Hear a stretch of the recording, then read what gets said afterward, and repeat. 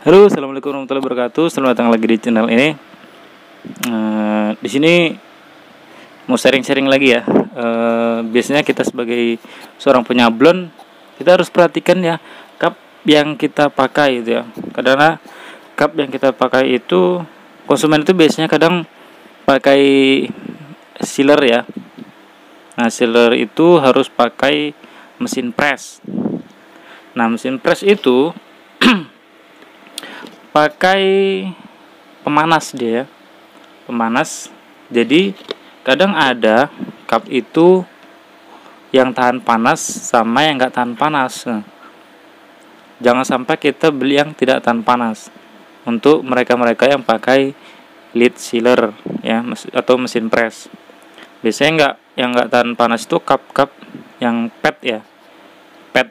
Dia tebal, dia cupnya tebal, jenis cupnya PET ya. Pajangannya PET itu nggak tahu lantai apa ya. PET, PET ya. Nah, itu kira-kira itu dia nggak tahan panas, memang tebal dia ya. Biasanya itu dipakai di apa ya, di kafe-kafe biasanya kayak gitu. Cup-cup tebal, cup-cup bagus. Contohnya nggak ada pula contohnya. Mau si contoh nggak ada contohnya di sini. Di sini rata-rata cup-cupnya yang cup tahan panas, tahan dingin. Nah, nih kayak ini contohnya, ini cup 22 oz Starindo ya, merek Starindo. Nah, pakai aja teman-teman merek-merek yang udah umum ya, biasa dipakai, bisa di mana aja ada ya. Starindo, Glasindo, nah itu pakai aja cup kayak gitu untuk konsumen yang teman-teman punya. Selain cup-cup gitu, ada juga cup-cup lainnya gitu kan, merek-merek Viva dan lain-lain sebagainya itu ya. Cuman rata-rata mereka kalau kita kasih kayak gitu nggak mau gitu kan, karena beda bentuknya sih. Memang rata-rata orang pakai yang Starindo, Glasindo kalau di sini ya. Kalau di tempat lain, entah di Kalimantan, entah di Jawa, ya nggak tahu juga pakai apa gitu ya. Pokoknya di Sumatera, khususnya di Riau, rata-rata pakai itu ya, Glasindo, Starindo. Itu ya kira-kira yang pertama ya, perhatikan cup itu tahan panas atau enggak. Yang kedua, kalau beli cup ya, belilah yang agak tebal, nggak apa-apa ya. Kita kasih harga lebih sedikit, ya nggak mahal ya, memang harga pasaran ya, cuman agak ditinggikan sedikit nggak masalah gitu kan. Yang penting hasilnya itu bagus, berkualitas cup kita itu. Karena ada kendala gini ya, supplier aku gitu, supplier itu konsumennya ada yang komplain gitu. Jadi cup ini ya, cup mereknya entah apalah itu, M cup kalau salah ya, mereknya M cup, di sealer ya, di sealer. Habis itu dipakai pipetnya, pas di toko gini pecah. Jadi konsumen dia itu komplain ke supplier. Ya udah kayak gitu lah, kalau udah pecah kayak gitu mau gimana lagi kan. Entah yang salah konsumennya, entah yang salah memang kualitas cupnya yang kurang gitu kan. Tapi sebenarnya kalau bener cara nusukkan pipetnya itu ya, biasanya kalau ada sealer kan di sini kan ada ininya. Kalau udah di sealer, jadi cucuk kan gini, kalau kita nyucuknya pelan-pelan aja dirasa ya nggak bakalan jebol gitu kan. Mungkin nyucuknya sekuat tenaga, jebret, pecah lah semua. Ya jadi minum gitu kan.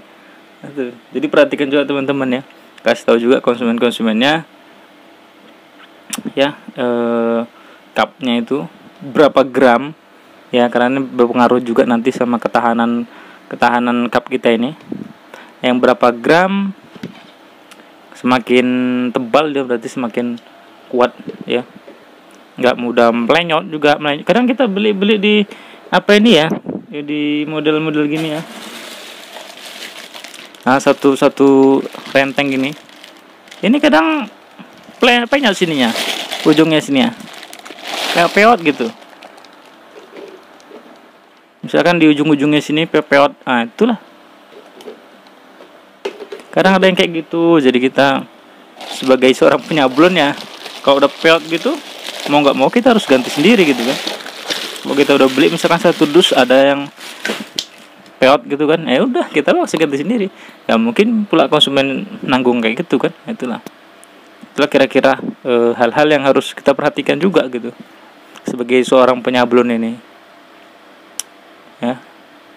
Namanya konsumen itu raja ya, apapun kalau nggak sesuai dengan hati mereka ya udah. Kadang gini, konsumen itu nggak mau ngomong gitu, kadang nggak mau ngomong, tiba-tiba nanti udah nggak order lagi kita. Itu dia masalahnya. Mending kalau mereka mau ngomong gitu kan.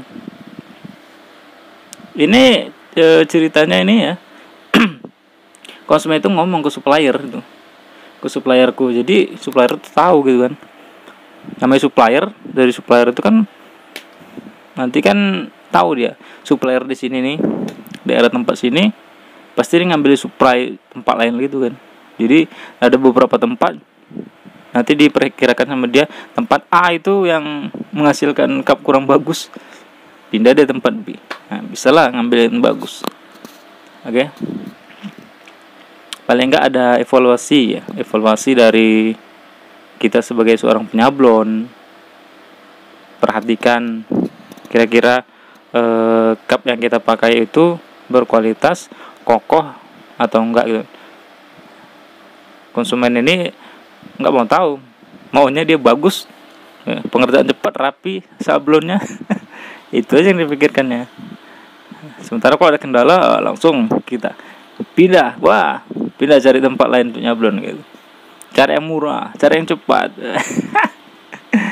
Tapi udah ya, kita mau gimana pun kita tetap berusaha memberikan yang terbaik gitu kan untuk konsumen kita. Terus saja semangat teman-teman yang masih pemula baru nyablon, tetap aja semangat belajar nyablon, nggak usah patah semangat, karena setiap ada kendala pasti ada jalannya ya. Kalau ada kendala juga masih langsung aja di kolom komentar ini, nanti akan dijawab ya. Oke, semoga bermanfaat, sampai jumpa di video selanjutnya. Jangan lupa